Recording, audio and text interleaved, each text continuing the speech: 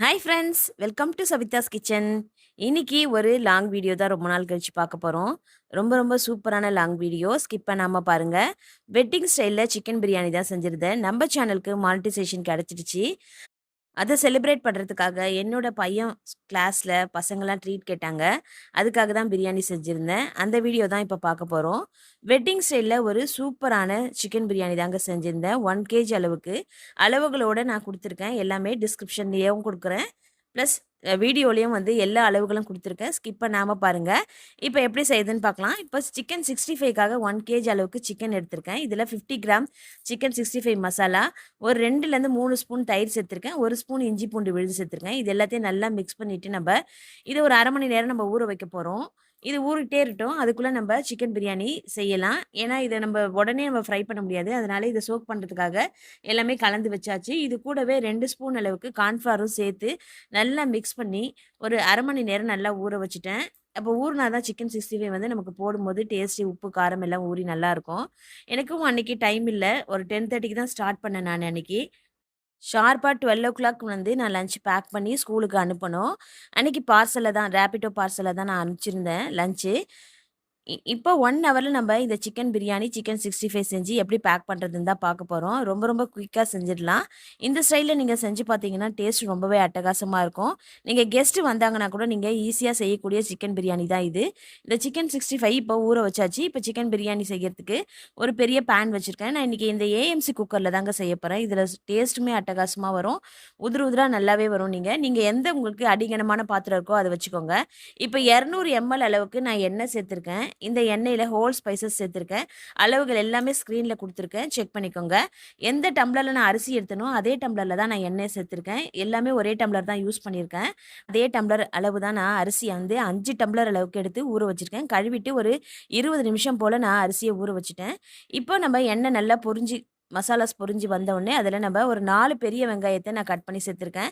அன்னைக்கு வெங்காயத்த நீள நீளமா கட் பண்ண டைம் இல்லாதால, நான் பிளெண்டர்ல சேர்த்து தான் கட் பண்ணி போட்டேன். அதனால தான் பொடி பொடியா இருக்கு. இப்ப இதில ஒரு 3 டேபிள் ஸ்பூன் அளவுக்கு இஞ்சி பூண்டு விழுது சேர்த்திருந்தேன். இது எல்லாத்தையுமே சேர்த்து நல்லா மிக்ஸ் பண்ணிக்கலாம் நம்ப. இஞ்சி பூண்டு விழுதோட பச்சை வாசனை போற அளவுக்கு நல்லா வதக்கி விடணும். வெங்காயம் இன்னுமே கொஞ்சம் நல்லா நீங்க வதங்குனதுக்கு அப்புறம் கூட இஞ்சி பூண்டு விழுது சேர்க்கலாம். ஏன்னா, வெங்காயம் எனக்கு டைம் இல்லாததால ஓரளவு வதங்குன உடனே நான் இஞ்சி பூண்டு விழுது சேர்த்துட்டேன். வெங்காயம் கொஞ்சம் கலர் மாறி வரும்போது போட்டிங்கன்னா, டேஸ்ட் இன்னுமே சூப்பரா இருக்கும். இப்போ ஒரு கைப்பிடி அளவுக்கு நான் புதினாவ கட் பண்ணி சேர்த்துருக்கேன். இதையும் சேர்த்து நல்லா வதக்கிக்கலாம். ஒவ்வொரு ஸ்டெப்பா வதக்கும்போது தான் அதோட ஃப்ளேவரும், அதோட டேஸ்ட்டும் நல்லாயிருக்கும். அதனால கொஞ்சம் டைம் குடுத்து வதக்கணும். இப்போ பச்சை மிளகா சேர்த்துருக்கேன். ஒரு 5லேருந்து 6 பச்சை மிளகா போட்டிருக்கேன் நானு. உங்க காரத்துக்கு ஏத்த மாரி நீங்க போட்டுக்கலாம். குழந்தைங்க சாப்பிடுற பிரியாணின்றதால நான் இது கொஞ்சம் காரம் கம்மியா தான் செஞ்சிருக்கேன்.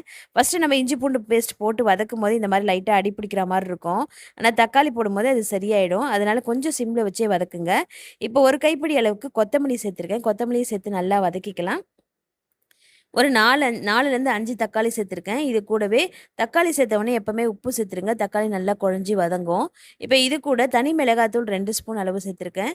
காஷ்மீரி மிளகாய்த்தூள் ஒரு 1 ஸ்பூன் அளவு சேர்த்துருக்கேன். கலருக்காக தான் சேர்த்துருக்கேன் காஷ்மீரி மிளகாய்த்தூள். அதில காரம் இருக்காது. ஒரு 50 எம்எல் அளவுக்கு தயிர் சேர்த்து நல்லா வதக்கி விட்டாச்சு. இப்ப எல்லாத்தையும் நல்லா மிக்ஸ் பண்ணியாச்சு. இப்ப பாருங்க முதல்ல ஒட்டி இருந்த இஞ்சி பூண்டு விழுது. இப்ப அந்த அளவுக்கு ஒட்டல. இப்ப பாத்திரத்துல எதுவுமே மசாலா ஒட்டாம இருக்கு. இப்ப இத நல்லா கலந்து விட்டுட்டு மீடியம் ஃப்ளேம்ல வச்சு நல்லா மூடி வைக்க போறோம். மூடி வச்சு ஒரு 5லேருந்து 7 நிமிஷம் மசாலாவ நல்லா வதங்க விட்டுட்டு, அதுக்கப்புறமா சிக்கன சேர்த்துக்கலாம். இப்போ 1 கேஜி அளவுக்கு சிக்கன் போட்டிருக்கேன் நானு. இது மொத்தம் 2 கிலோ அளவு செய்றோம் பிரியாணி இப்போ. 1 கேஜி ரைஸ், 1 கேஜி சிக்கன் அளவு செய்றோம். நமக்கு 2 கிலோவுக்கு அதிகமாவே பிரியாணி கிடைக்கும். இந்த பாத்திரத்தில இந்த அளவு நான் இப்ப தான் செய்றேன் நானு. இதுவரைக்கும் இவ்ளோ போட்டதில்ல.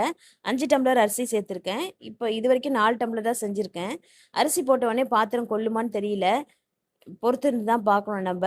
இந்த பக்கம் நானு தண்ணீல அரிசிய போட்டு நல்லா ஒரு அளவுக்கு கொதி வந்த உடனே எடுத்து வடிக்க போறேன் நானு. அதுவும் ரெடி ஆயிடுச்சு. சிக்கன் 65யும் போட ஸ்டார்ட் பண்ணிட்டேன். எனக்கு டைம் ரொம்ப ஷார்ட் டைமா இருந்தது. 1 ஹவர்க்குள்ளவே நான் எல்லாத்தையுமே முடிச்சு பேக் பண்ணி அனுப்பி விடணும். ஸோ நான் எல்லாமே வேக வேகமா பண்ணிட்டு இருந்தேன். 11:00 தான் நானு பிரியாணி செய்யவே ஸ்டார்ட் பண்ணேன். இப்ப பிரியாணிக்கு தண்ணி சேர்த்துடலாம். 1:1 ரேஷியோல தண்ணி ஊத்திருக்கேன் நானு. 5 டம்ளர் அரிசிக்கு 5 டம்ளர் தண்ணி சேர்த்துருக்கேன். பிரியாணிக்கு அரிசி வடிக்க வச்ச தண்ணிலேருந்தே நான் எடுத்து சேர்த்துட்டேன் நானு. இப்ப அரிசியும் ஓரளவு கொதி வந்து வடிச்சாச்சு. அரிசி வேகல பாருங்க முழுசா தான் இருக்கு. ஜஸ்ட் தண்ணீல போட்டு ஒரு கொதி வந்தோனே எடுத்து வடிச்சு வச்சுட்டோம். இப்ப இங்க பிரியாணிக்கு நம்ம வச்ச தண்ணிய நல்லா கொதிக்க ஆரம்பிச்சுருச்சு. இதுல நம்ப வடிச்சு வச்ச அரிசிய அதே சூட்டோடவே நம்ம டக்குன்னு சேர்த்துறணும். இப்ப கொஞ்சம் கொஞ்சமா சேர்த்து நல்லா நல்லா மிக்ஸ் பண்ணி விட்டுட்டு நம்ம தம்ல வைக்க போறோம். நம்ம இப்ப ஜென்டிலா மிக்ஸ் பண்ணிக்கலாம். இந்த அ தண்ணியோட நம்ம அரிசிய வந்து லைட்டா மிக்ஸ் பண்ணிட்டு, மீதி இருக்க அரிசிய நம்ம அப்படியே மேலால கொட்டி வச்சிரலாம். இது பிடிக்குமோ, பிடிக்காதோன்ற டவுட்லயே தான் கொட்டிட்டு இருந்தேன் நானு. கரெக்ட்டா இருந்தது. பாத்திரமும், அரிசியும் சமமா இருந்தது. இது எந்த அளவுக்கு வேகுன்ற டவுட்லயே தான் செஞ்சுட்டு இருந்தேன் நானு. சரி மூடி வந்து குமிழா இருந்ததால, தட்டையா இல்ல மூடி, குமிழா இருந்ததால, சரி வந்தா கூட மேல வந்துரும் அப்படின்ற ஒரு நம்பிக்கையில தான் செஞ்சுட்டு இருந்தேன். இப்ப நம்ப இதுல மேலால ஒரே ஒரு ஸ்பூன் நெய் சேர்த்துக்கலாம். நெய் சேர்த்துட்டு லைட்டா அத நம்ப உள்ள தள்ளி விட்டுட்டு நம்ப தம் போட போறோம். ஏன்னா தோசை கல்லாம் வைக்கலங்க அடியில நானு. இது அடிகனமான பாத்திரம்ன்றதால இது அடியும் பிடிக்காது. அதனால நான் தோசை கல் வைக்கல. நீங்க தோசை கல் வந்து நீங்க அடி பிடிக்கும்னு நெனச்சீங்கன்னா, நீங்க அடியில வந்து ஒரு தோசை கல் வச்சு சூடு பண்ணிட்டு, அது மேல வச்சு நீங்க தம் பண்ணிக்கலாம். இந்த பாத்திரத்தில ரொம்பவே சூப்பரா தம் ஆயிடும். அதனால நான் அப்படியே தான் மூடி வச்சிருந்தேன் நானு. 20 நிமிஷம் வச்சோம்னா சூப்பரா தம் வந்துருங்க. 20 நிமிஷம் வச்சுட்டு நம்ம 10 நிமிஷம் ரெஸ்டிங் டைம் விடணும். எனக்கு டைம் இல்லாததால நானு 5 மினிட்ஸ் மட்டும் வச்சுட்டு பிரியாணி எடுத்து நான் பேக் பண்ணி குடுக்க ஆரம்பிச்சுட்டேன். ஏன்னா ஸ்கூலுக்கு வந்து டைமுக்கு போணுன்றதால ரொம்ப வேக வேகமா பரபரப்பா செஞ்சுட்டு இருந்தேன் அன்னைக்கு. டைமுமே ரொம்ப ஷார்ட்டா இருந்தது. ஆனா பிரியாணியோட டெக்ஸ்சரும், அதோட டேஸ்ட்டும் அவ்ளோ அட்டகாசமா இருந்ததுங்க. பிரியாணி தம் ஓப்பன் பண்ணும்போது அவ்ளோ ஒரு வாசனை சூப்பரா இருந்தது. அரிசியுமே பாருங்க ஒண்ணோடு ஒண்ணு ஒட்டல. ரொம்ப உதிரு உதிரா இருந்தது. நம்ப அடியில போட்டிருந்த மசாலா எல்லாமே அப்படியே மேல ஏறி இருந்தது. சூப்பரா இருந்தது. கலருமே ரொம்ப அட்டகாசமா இருந்தது. குழந்தைங்க ரொம்பவே விரும்பி சாப்பிட்டாங்க. இப்ப இத வந்து என்னால மிக்ஸ் பண்ண முடியல. நம்ம பாத்திரம் வந்து அகலமா இருந்துச்சுன்னா, நல்லா மிக்ஸ் பண்ணி விடலாம். ஜென்டிலா ஒரு மிக்ஸ் பண்ணோம்னா, கீழ இருக்க மசாலா எல்லாமே மேல வந்துரும். இதுக்கு இடையில வந்து நான் சிக்கன் 65 முதல்ல வந்து நான் வந்து கடாயில போட்டிருந்தேன். சில்வர் கடாயில போட்டிருந்தேன். ட்ரை ப்ளைல.